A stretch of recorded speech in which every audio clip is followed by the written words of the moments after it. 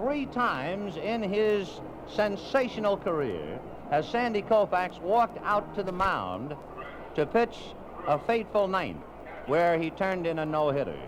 But tonight, September the 9th, 1965, he made the toughest walk of his career, I'm sure, because through 8 innings, he has pitched a perfect game.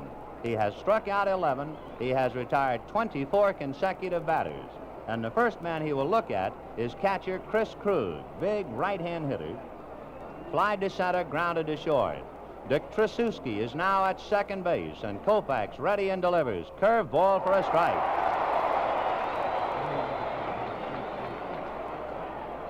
Oh, and 1 the count to Chris Krug. Out on deck to pinch hit is one of the men we mentioned earlier as a possible Joey Amalfitano. Here's the strike 1 pitch to Krug. Fastball swung on and missed. Strike 2. And you can almost taste the pressure now.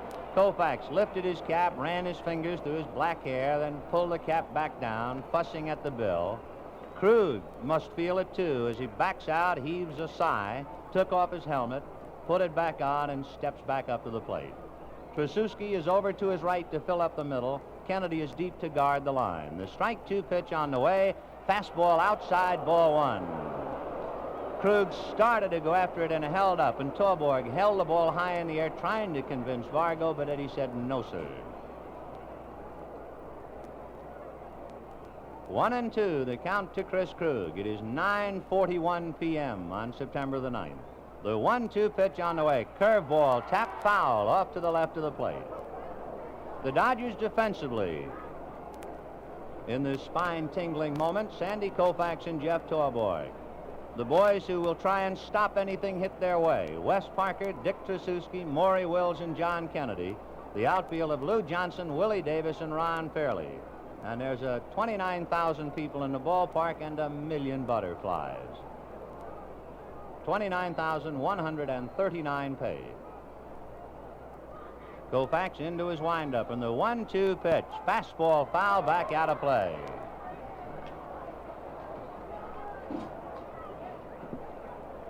In the Dodger dugout, Al Ferrara gets up and walks down near the runway. And it begins to get tough to be a teammate and sit in the dugout and have to watch. Sandy, back of the rubber, now toes it. All the boys in the bullpen straining to get a better look as they look through the wire fence in left field. 1-2, the count to Chris Krug.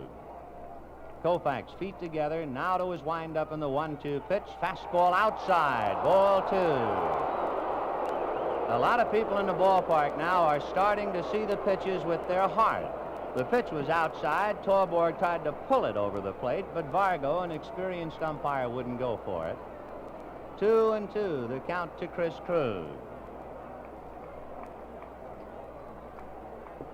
Sandy reading signs, into his windup, 2-2 pitch. Fastball, got him swinging.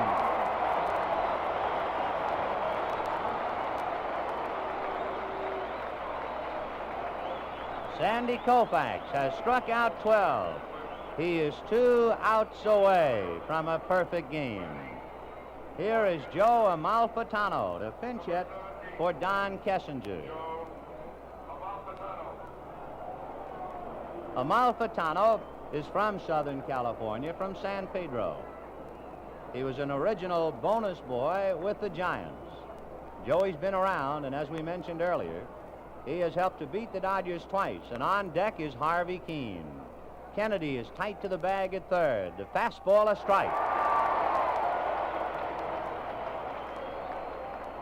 0-1 with 1 out in the 9th inning, 1-0 Dodgers. Sandy reading, into his windup, and the strike 1 pitch. Curveball, tap foul, 0-2. And Amalfitano walks away and shakes himself a little bit and swings the bat.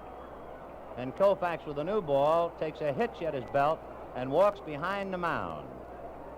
I would think that the mound at Dodger Stadium right now is the loneliest place in the world. Looks in to get his sign. 0-2 to Amalfitano. The strike 2 pitch to Joe. Fastball swung on and missed. Strike 3.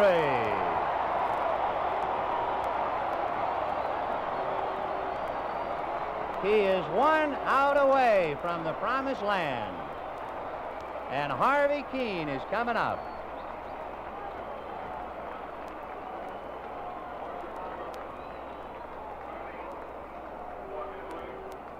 So Harvey Keene is batting for Bob Hendley. The time on the scoreboard is 9:44. The date, September the 9th, 1965. And Koufax working on veteran Harvey Keene. Sandy into his windup, and the pitch, a fastball for a strike. He has struck out, by the way, 5 consecutive batters. And that's gone unnoticed. Sandy ready in the strike one pitch. Very high, and he lost his hat. He really forced that one. That's only the second time tonight where I have had the feeling that Sandy threw instead of pitched, trying to get that little extra. And that time he tried so hard his hat fell off. He took an extremely long stride to the plate, and Torborg had to go up to get it. 1-1 to Harvey Keene. Now he's ready. Fastball high, ball 2.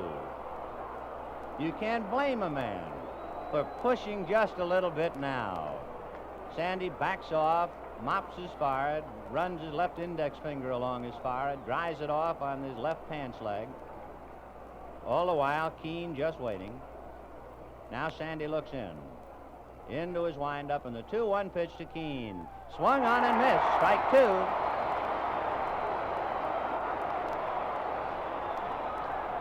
It is 9:46 p.m.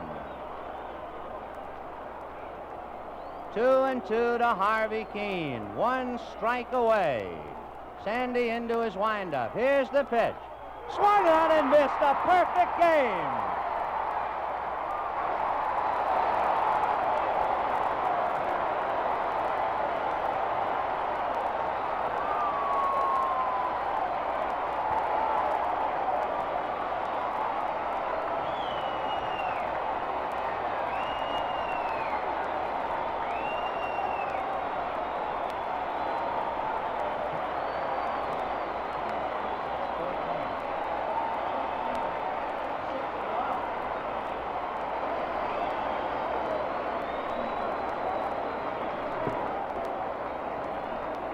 On the scoreboard in right field, it is 9:46 p.m.